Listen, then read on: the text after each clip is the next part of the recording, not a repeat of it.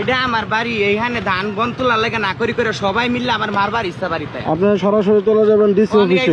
Lyra আবার এই জায়গায় ইট দিয়া বাঁশ দিয়ে এভাবে রেখে দিচ্ছেন কেন? এগুলো সরান।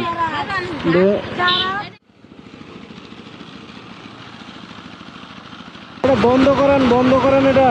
মানে এই মেশিন আপনার, কিন্তু ধান কার ভাঙাইতেছেন? তো রাস্তার ভিতর কেন?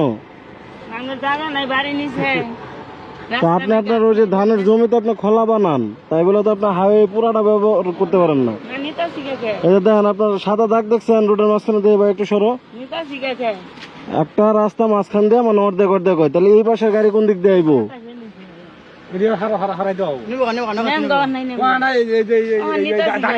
মাইকিং করে গেছে, মাইকিং শুনছেন?